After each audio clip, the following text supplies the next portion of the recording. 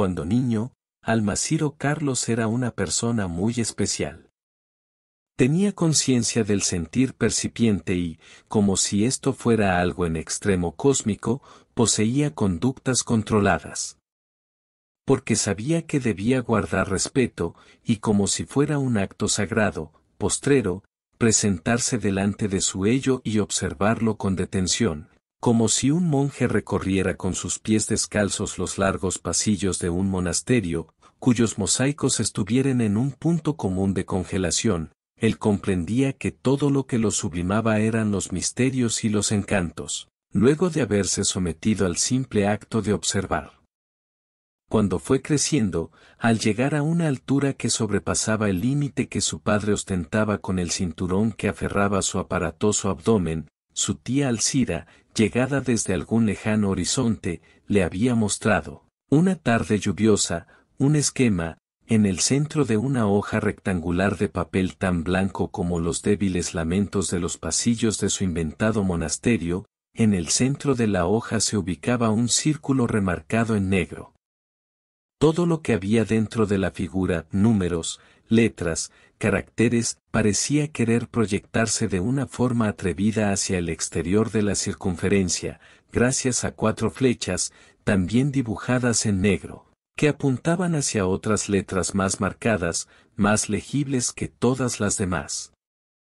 En total, el conjunto semejaba a una portátil rosa de los vientos, salvo que esta rosa, dibujada sobre papel, no indicaba procedencia o dirección de los vientos o las coordenadas hacia donde se dirigieran o de donde provinieran.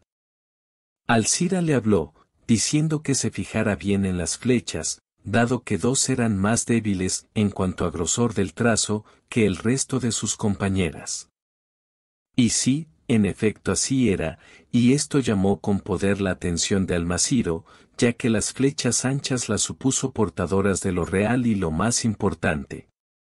Y hasta su tía pronunció una palabra que hizo, en él, titilar los débiles horizontes que pululaban dentro de su cabeza, porque ese término que ella había empleado, vectores, sonó como nunca. Continuó con que la esfera quedaba debajo de la flecha o vector grueso y a la izquierda del vector o flecha angosta. Alcira era profesora de geometría, aunque también se deleitaba leyendo cosas que estaban fuera de su lógica, como ser historias de brujerías, aparecidos y de gente que concurría a sesiones de espiritismo. Leía mucho a Doyle y las experiencias que él había tenido con el espiritismo, tratando de comunicarse con su hijo muerto en la guerra. Almaciro quedaba imaginando la supuesta relación que hubiese entre la materia que ella dictaba con lo que, en realidad, le gustaba leer como pasatiempo. Alcira no habló más, comenzó a quedarse dormida, despacito, despacito, dejando resbalar por su falda la hoja de papel hasta caer al piso. Almaciro se agachó para recogerla, y fue así como su mirada se topó con las piernas abiertas de su tía, y descubrió que no tenía puesta bombacha, por lo que dejaba ver una mata de pelos negros que cubrían su pubis. Y esa mata peluda le hizo recordar cuando Almaciro era más chico y su abuelo, antes de fallecer, lo llevaba al circo o al jardín zoológico y veía, impresionado, como el león sacaba su lengua pastosa, interminable y rosada, como quien sintiera asco o molestia por poseer semejante lengua, en un prolongado bostezo. Y la cabellera del león era parecida o semejaba a los pelos de su tía, amplios, separados, duros, casi se diría viriles. Eso creyó él, y no supo explicarse el porqué de la asociación de ideas con la lengua del león. Posiblemente hubiera sido porque un amigo le contó que había tenido su primera experiencia sexual con una vecina y que había pasado largos minutos lamiendo su pubis antes de penetrarla. Recordando esto, un estremecimiento acarició su estómago, que se transmitió a sus testículos, cerró sus ojos, teniendo la hoja en la mano, y la colocó sobre la falda de su tía, quedando observándola dormitar, en silencio. Ella se hundió en recuerdos de cuando le enseñaba a Enrique, su ya desaparecido marido, lo mismo que le estaba enseñando a Almaciro, y que mientras ella le mostraba todos los vectores él, con su poblado bigote, se iba acercando a su rostro cada vez más y ella que, por lo bajo, advertía que, en cualquier momento, llegaría mamá y los vería estar haciendo cualquier otra cosa menos estudiar los vectores. Pero sucedía que a Enrique, en ese entonces joven novio, le interesaban, por ejemplo, mucho más otras cosas, a pesar que debía estudiar porque se había llevado previa la materia, y era un milagro que madre no llegara con la suficiente antelación como para descubrirlos en el living, semidesnudos. Y ese hombre que no sería un hombre para mamá porque parecía un joven ser poblado de alterados estados mentales, hurgando con su hirsuto rostro el espacio entre los senos de su hija y descendiendo, con su lengua, por su abdomen, y luego dispersarse por el ombligo que también estaría al descubierto en ese momento y la mano siempre trabajando por entre las piernas, explorando. Y Alcira se quedó totalmente dormida, pensando y recordando cosas y por qué su mamá hubiese existido, para su época de noviazgo, porque hubiera podido haber vivido su relación de una manera real, feliz, no teniendo que pensar en su regreso y a ver si alguna tarde pudieran hacer el amor en el living, porque si usaban el dormitorio mamá se daría cuenta por los manchones en las sábanas y las almohadas arrugadas, y entonces el noviazgo se terminaría. Eso era, tal vez, lo que también pensaba Javier, el hermano de Alcira, quien también conocía los desequilibrios temperamentales de los cuales era víctima Enrique, porque una persona que fuera poseedora de tales bigotes de ninguna manera podría tachársela de normal, o si fuera posible comenzar por preguntarse qué sería lo normal, o qué sería la normalidad, o qué. Tal vez se pudiera llegar a una estimable conclusión, nadie sería normal o nada estaría en una buena etapa de equilibrio psíquico.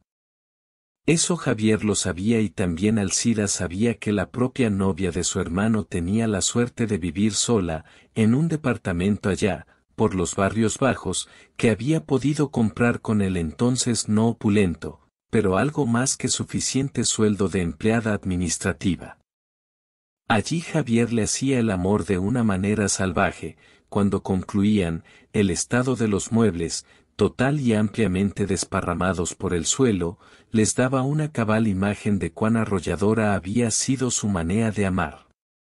Porque Javier entendía que Enrique, cuando iba a visitar a Alcira y mamá aún no había llegado, tenía tiempo para distraerla de su tonto hablar de los vectores y las circunferencias y pellizcarla, haciéndola entrar en calor, desnudarla hasta la cintura y hundirle su hirsuto rostro entre los senos, donde ella gozaba con un placer infinito mientras pedía más y a gritos que no continuara y a ruegos que no dejara de hacerlo, pero esto no lograba desconcertar a Ernesto, él seguía con el juego y, luego la mano que iba ahí abajo se perdía dando la vuelta. Javier practicaba con su novia ciertas cosas que Alcira le contaba que Enrique hacía con ella, como, por ejemplo, apartarle salvajemente, de un manotón, el cartapacio donde ella, con paciencia, le enseñaba los vectores y las circunferencias y comenzar a besarla con otro inusitado salvajismo.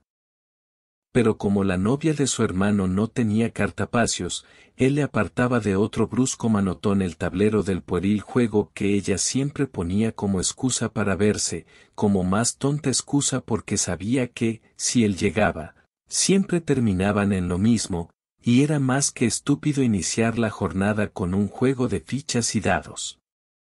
Cuando Javier regresaba a casa y tenían tiempo para hablar de sus secretas cosas, mientras mamá preparaba la cena, Alcira le contaba lo que había hecho con su hirsuto novio. Comenzaba a besarla con ardiente pasión y luego sería la ropa, que molestaba. Aunque su hermano todo esto sabía hacerlo a la perfección, de una guisa automática y hasta instintiva, no hacía falta que Alcira se lo confesara, de todos modos, él escuchaba con placer, de boca de su hermana, todos esos pasos, hasta ya saberlos de memoria, porque ella tenía un especial don para contarlas, hasta no vacilaba en emplear lujos de detalles, ejemplos prácticos. Tomando a su hermano entre los brazos y besándolo con método poético, romántico, apasionado, desnudándolo hasta la cintura. Estaciándose con su pelambre de hombre porque, inclusive, llegaba a hundir sus labios entre sus tetillas, sintiendo tan cerca la propia carne, de la cual ambos estaban constituidos. Pero debían interrumpir porque mamá llamaba a cenar y su hermano nunca tomaba esto como una ofensa, no el hecho de que su hermana lo besara, sí, en una simple palabra, que Alcira ejerciera su amor hacia él, un actuar cariñoso, porque nunca el hecho iba más allá de un simple desnudo hasta la cintura, por parte de ambos, y besos y abrazos aquí y allá.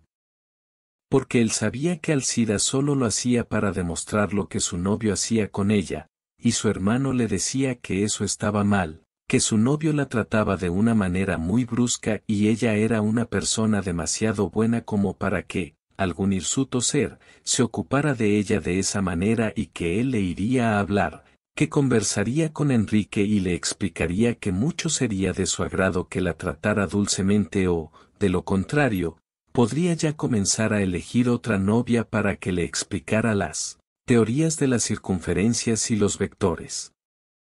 Él le decía todo eso solamente para calmarla un poco, porque veía que, cuando el infeliz de su novio no podía venir, ella se ponía muy triste, añorando sus bruscos tratos y que la pinchara con los pelos de sus bigotes entre los senos y que le hurgara con la mano entre las piernas, mas su hermano nunca deseaba hablar, en verdad, con ese tipillo. Quizás era tanta la repulsión que hacia él sentía que, si alguna vez lo llegara a encontrar en la casa, le daría algunos buenos golpes para enseñarle cómo tratar a una dama. Enrique podía hacer cualquier cosa con cualquier otra mujer, pero menos con su querida Alcira, porque su hermana no era una cualquiera. Todo pasaba y se olvidaba cuando Javier tenía cosas que hacer, y el novio de Alcira llegaba y se ponían a pasar el rato con los dibujos y luego a quitarse un poco la ropa. Mientras Javier, fuera de casa, podía sentirse bien, ya que concurría a lo de su novia y desparramaban los muebles del living, al hacer el amor. Y era todo esto lo que le interesaba, ya que era lo que le hacía olvidar a su hermana y a su novio y el acto nunca concluido, por la llegada de mamá. El tiempo pasó y cambió las cosas, la novia de Javier quedó embarazada de tanto desparramar los muebles y Javier debió casarse con ella. A la simpática ceremonia de boda concurrieron él, como novio, ella, como novia, mamá, papá muerto en la guerra, Alcira y Enrique, como futuros tíos, a pesar que su hermano le pidió, en persona, que se afeitara el bigote, a lo que él respondió que haría todo lo posible por recortarlo, pero que rasurarlo, jamás. En oportunidad en que Javier le había hecho ese pedido, había tendido el placer de hablarle hombre a hombre, contando con su real y física presencia ante sus ojos, y Javier no fue capaz de romperle la cara, como había planeado, de enseñarle a tratar a una dama, a decirle que podía usar su brusquedad con cualquier otra mujer menos con Alcira, y que su hermana no lo merecía. En síntesis, nada de eso fue capaz de decirle porque comprobó que poca valía poseía Enrique, no comentándole la opinión que, de él, tenía y llamándose a silencio. Y Enrique fue a la boda con el bigote más largo que nunca y Javier pensó que, o bien se lo había lavado con tónico capilar, o bien, simplemente, se los había lavado. También quedaría la hipótesis de que los hubiera dejado como siempre, no haciendo caso alguno. La ceremonia se llevó a cabo en una apartada ermita porque la novia ya hacía 5 meses que estaba encinta, y hubiera sido deshonroso no solo para ella, sino también, o quizás más, para la familia, que la viera la gente del barrio, con su abultado abdomen, vistiendo blanco encaje de novia. De esta manera se aseguraron que nadie conocido, además de ellos, concurriera. El tiempo siguió sus curvas y hasta le tocó el turno de casarse a Alcira que, por supuesto, se casó con su hirsuto novio. Luego de la ceremonia, en la misma ermita y actuando como testigos su hermano y su esposa fueron a vivir al campo, donde Enrique poseía una granja y trabajaba la tierra. Para la época en que la esposa de Javier tuvo un niño, al cual llamaron Almaciro Carlos, un lamentable accidente le robó a Alcida su esposo, de un modo intolerable. Ella sintió mucho no haber podido ir al nacimiento de su ahijado, porque el funeral de Enrique apremiaba más por el ya avanzado estado de descomposición del cuerpo.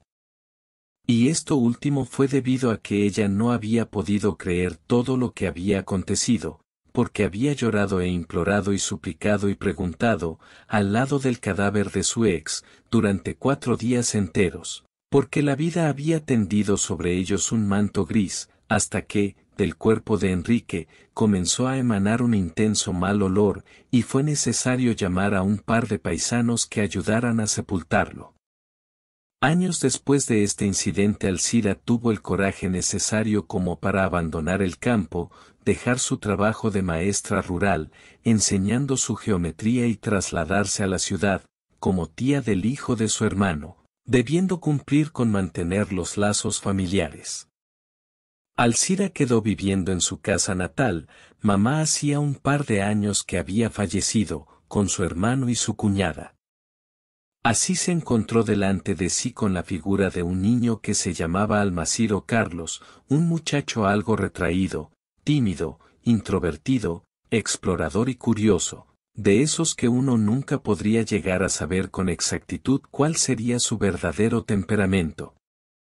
Almaciro ya contaba 15 años, pero igual tía Alcida salía a pasear con él de la mano. Claro que a Almaciro Carlos esto mucho no le agradaba, porque si ya su estatura había sobrepasado el perímetro del cinturón que bordeaba el alto vientre de su papá Javier, no deseaba pensar qué dirían sus amigos o compañeros de escuela si lo vieran junto a una mujer regordeta, de pelo platinado. Y escuchaba a su padre que le decía que ella era su tía y que la besara, que no tuviera la insolencia de hacerlo entre los senos, como había hecho su padre, en su juventud, aunque esto Almaciro no lo sabía, y que le dijera hola, tía, porque ella era la hermana de su padre. Pero no, Almaciro Carlos se quedaba estoico, esperaba que todos los besos y todos los abrazos y todas las simpáticas sonrisas de salutación, y los ojos chispeantes, y las arrugas detrás de los ojos se dirigieran a él, mientras él permanecía recostado contra la pared, las manos en los bolsillos, alzando sus ojos, perdiéndolos dentro del enigmático mundo del escote del vestido de la mujer que estuviera de visita. Tal vez fue por todo eso que tía Alcida hubiese decidido enseñarle geometría de las circunferencias con un marcador, un tanto para que aprendiera cómo eran, en realidad, las cosas y otro tanto para que ella pudiera averiguar con exactitud el real temperamento de su sobrino, o si, en su defecto, no tuviera alguno. Cierta tarde lo tomó de la mano y, ella sentándose en el sillón del living, le dijo que le enseñaría algo muy interesante. Almaciro Carlos sintió en su interior nacer o renacer el instinto explorador, no dudando en mostrarse curioso, inquieto, nervioso, científico y hasta sabio, y más cuando su tía sacó de algún lado un cartapacio mostrándole figuras extrañas espetadas con flechas, de esas que ella llamaba vectores, y le hablaba del sentir percipiente y veía que eso provocaba ciertas reacciones en su sobrino, algo así como eléctricas saetas que penetraban su entendimiento, llegando a alterar sus horizontes, algo así como cuando Alcida leía los casos de apariciones o espectros.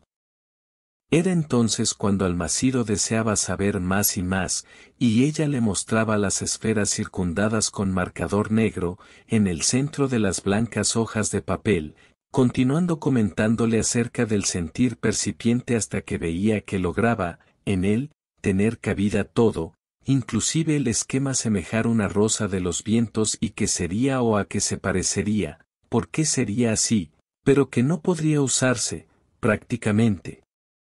Una tarde en que mamá y papá habían salido, Almaciro pasó, como sin quererlo, frente a la puerta del baño y, como ésta estaba entreabierta, escuchó ruido de correr el agua de la ducha.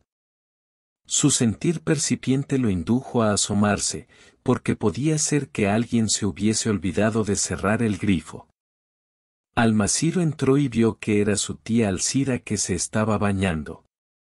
Y la pudo ver ahí, envuelta en la bruma cálida, vaporosa, y vio cómo el agua formaba una película transparente sobre sus senos y se esparcía por todo su cuerpo acariciando los pelos de su pubis. Alcira sonrió, siguió disfrutando del agua, giraba sobre sus talones para que el líquido resbalara por su espalda y sus carnosos glúteos. Almaciro quedó como de piedra, solamente reaccionó cuando notó que su pene se inflaba y que su conducta controlada le urgía salir. Pero Alcira se adelantó al sentir percipiente controlado, de Almaciro, pidiéndole que se bañara con ella. Almaciro quedó un instante escuchando el rumor del agua caer y el silencio de la casa. Se quitó la camisa, los pantalones y quedó con su ropa interior puesta. Alcira le dijo que no fuera tímido.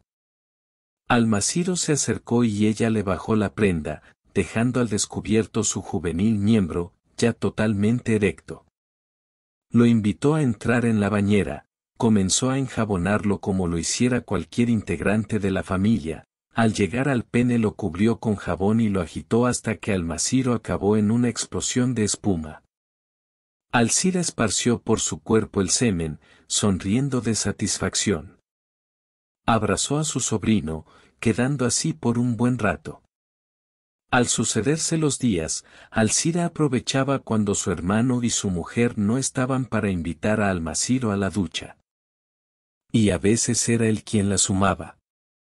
Cuando la tarde era plomiza o llovía, Alcira entraba con lentitud en una densa alfombra de sueño mientras sus carnosos labios dejaban de parlotear tantas cosas y que sí, Almaciro Carlos era aún demasiado joven para entender todo lo que decía. Tal vez, cuando tuviera más años, podría llegar a comprenderlas y hasta dejarse el bigote, largo, muy largo, y después de cansarse de tantas cosas sin sentido apartar de un manotón el cartapacio de su tía y empezar a besarla por el cuello, así, muy salvajemente y luego bajar hasta los senos, así,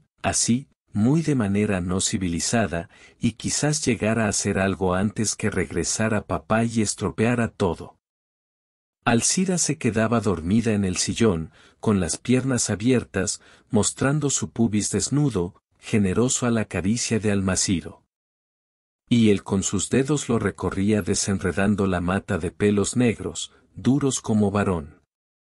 Tía Alcira quedaba en paz consigo misma, envuelta en volutas de sueño, pensando que Almaciro Carlos ni mínimamente se imaginaba todo lo que ella había vivido.